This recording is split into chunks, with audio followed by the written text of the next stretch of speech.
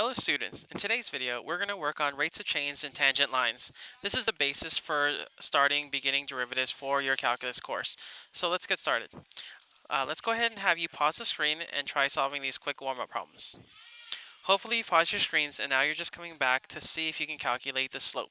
So if we take a look at A, B, C, and D, all we're really doing here is we're looking at the y values. So when we look at the y values here, we're looking at how much did it change. It changed by plus 96. From 4 to 100, we had to add 96. And from 2 to 10, we went up plus 8. So your final answer, your final slope, should be positive 12. For part B, it's the same idea. You're doing 49 minus 4 and 7 minus 2. That's going to give you 45 divided by 5, which is obviously 9. Part B, we're going to do 9 minus 4. We're going to subtract the two y values, and then 3 minus 2. Final answer is 5 divided by 1, which is obviously just 5.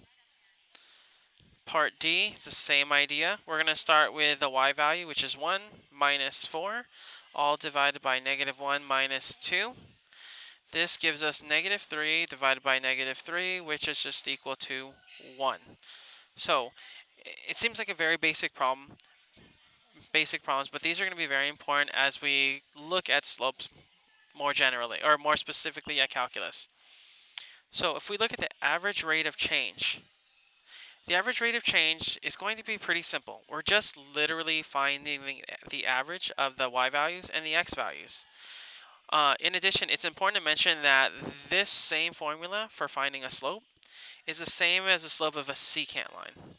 Now, a secant line is going to look a little different from a tangent line in the fact that a tangent line is only going to cross a point once. For example, this third line that I'm sketching now is a tangent line because it's only crossing that graph once. A secant line is going to look a little different because it doesn't cross once, it crosses twice. So this example right here that I am pointing to is going to be that secant line, and this one is your tangent line. So let's take a look at a couple pieces here.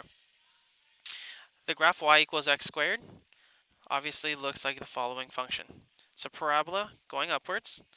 Now our secant line here is going to be a line that can cross twice. So that's secant, that's secant, that's secant. As soon as you cross once, just like we're doing now, this is considered your tangent line. So a tangent line is only going to cross once. One of the aspects of a tangent line is as soon as it crosses this line, it forms a 90-degree, it can form a 90-degree angle. So this is very similar to what you learned in physics by having a normal line. So let's look at how we can calculate these, or a couple other examples first. So in this particular example, we're looking for a tangent line. Y equals 1 divided by x is going to be our basic graph. This is another example of a tangent.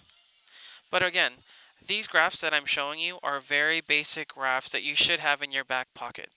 As soon as we give you these, you should know what they look like already. Now, just to clarify, because I'm sure you've seen these over and over and over again, y equals f of x are the same exact things. They're used interchangeably. The reason why we use function notation or something like f of x is to denote specific graphs. So I can have 3 graphs and give them 3 different letters, and you know exactly which one I'm talking about. If we call them all y, that doesn't exactly specify which is which. So that's why we give them letters. Now, this is your first look into what you're going to be doing for the bulk of our time in calculus, which is the difference quotient. This is how we find the slope of a tangent line. This is how we find our derivative. Now, it's going to be really important that we take a look at these things. Your difference quotient is denoted by f of the quantity x plus h minus f of x all divided by h. So when we look at the slope of a curve at a point, the slope of a curve y equals f of x at the point A is f of a. So again, when we use this equation, we're finding the slope. This is the slope of a tangent line. So again, the tangent line is where it crosses the graph once and only once. So let's take a look at a couple examples. In example 1, we're trying to find the equation for the slope of a graph of f of x equals x cubed.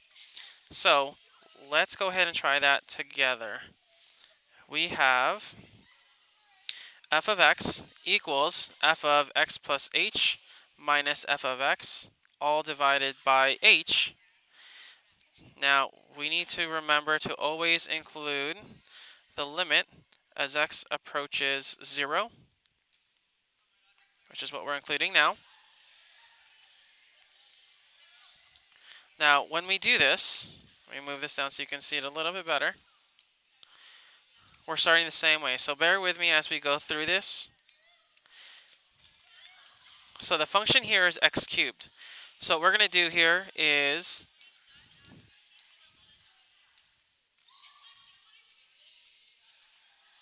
what we have here is x plus h quantity cubed. Notice that was our f of x plus h portion minus x cubed, all divided by h. So notice how this models the generic equation directly. And if we start to FOIL this out, this is going to turn out to be x plus h times x plus h times x plus h minus x cubed, all divided by h. So this becomes x squared plus 2xh plus h squared times x plus h minus x cubed. We're going to FOIL this again. This is going to turn out to be x cubed plus hx squared plus 2x squared h plus 2xh squared plus xh squared plus h cubed minus x cubed. So I know I went through that a little fast. All I did was distribute or FOIL. Again, this is all divided by h.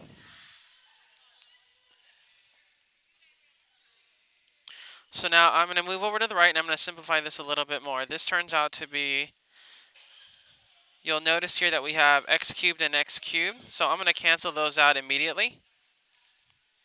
And we're going to be left with 2x squared h. My apologies. We have 3xh squared h plus 3xh squared plus h cubed, all divided by h. Now what we're going to do is, again, this is fraction. Now if you take a look at the numerator, they all have h. So I'm going to factor an h out of every single piece. So that's 3x squared plus 3x h plus h squared, because again, we factored out that h, all divided by h. You'll notice the h's can be canceled out, and you're left with 3x squared plus 3xh plus h squared. Now remember, this is for the limit as x approaches 0.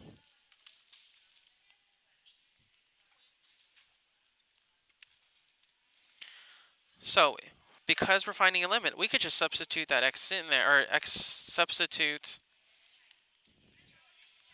h in for 0, or 0 in for h. Sorry, this should have said h from the start.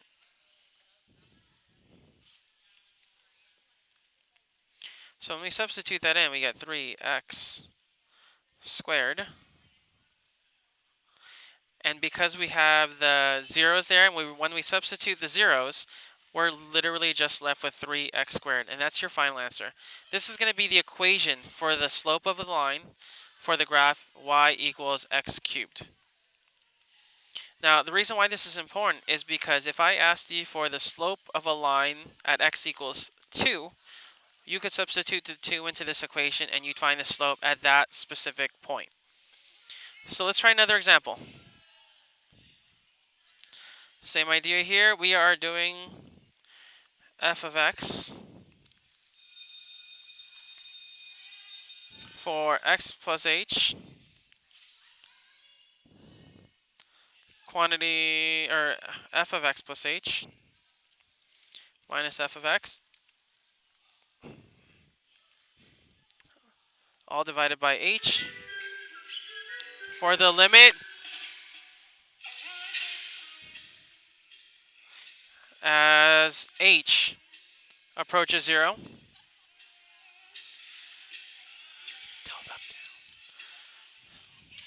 So when we replace this, we get x plus h, quantity squared, minus 3 of x plus h, plus 2, minus the original equation, so x squared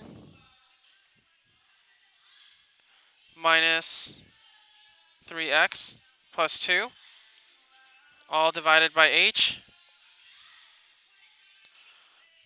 So this is going to come out to x squared plus 2xh plus h squared minus 3x minus 3h plus 2 minus x squared plus 3x minus 2, all divided by h. And when we start canceling things out, you'll notice that x squared and minus x squared will cancel each other out. Negative 3x and positive 3x will cancel each other out.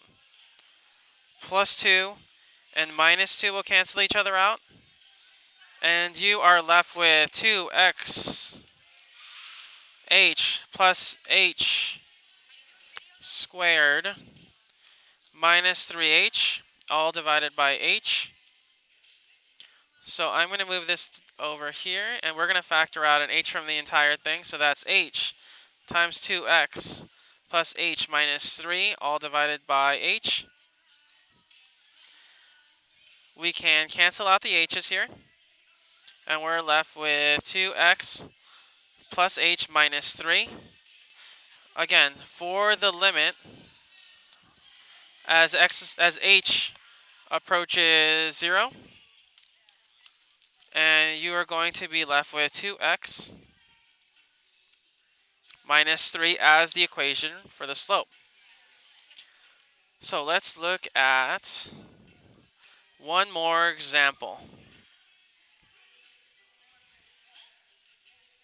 So this is the spicy one that some of you were asking for. Again, it's the same starting point. We're going to do f of x for f of x plus h minus f of x, all divided by h, for the limit as h approaches 0. So when we go ahead and start this, this is going to be the square root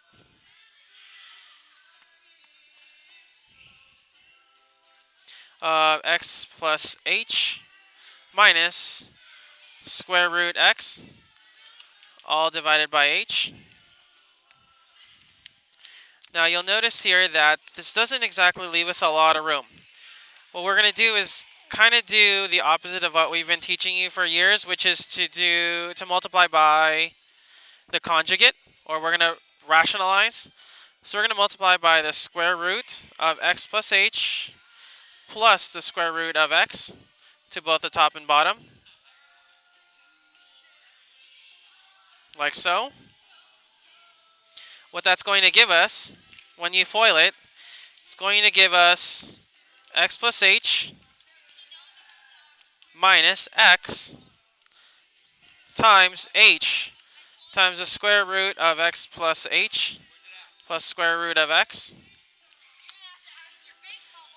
And what you'll notice is that the x's will get canceled out. And you're left with h, all divided by h times square root of x plus h plus square root x.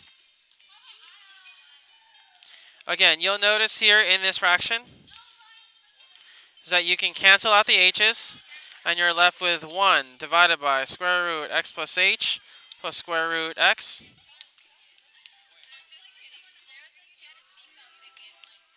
Again, this is always for the limit as h approaches 0. So again, when we substitute h in here, you'll get 1 divided by square root of x plus square root of x. That gives us 1 divided by 2 square root of x as your final answer. And again, we found the equation of a line for the slope of the graph for f of x. Now, that equation to find the slope of a tangent line for any function is also the basis for our derivative. So we're going to be looking at this over and over again for the next couple weeks. One extra thing to add is we can also calculate the instantaneous rate of change. So again, it's the same as the slope of a curve. Notice the equation looks exactly the same with the exception of t. We've replaced the x with a t.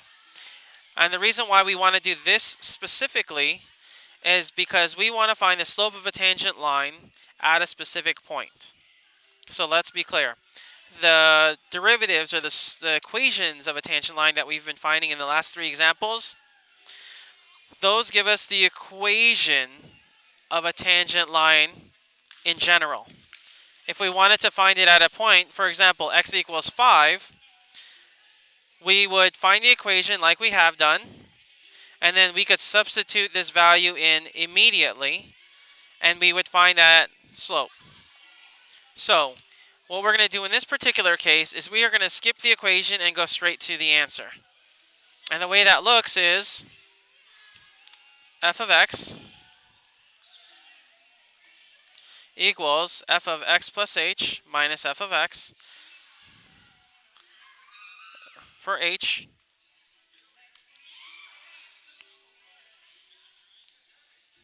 Notice this is the same exact start we've always had. We're also going to have the limit as x or h approaches 0. Again, same exact start as before. Now, because they're specifically saying find the slope at x equals 5, we're going to do the following. The function is x squared minus 3x. So typically, we would write x plus h quantity squared minus 3 times x plus h minus the quantity x squared minus 3x all divided by h. Now, what we're going to do differently in this particular equation is because they want us to find it at x equals 5, I'm literally going to copy and paste the same exact thing and replace the x with the 5 because they want it at 5.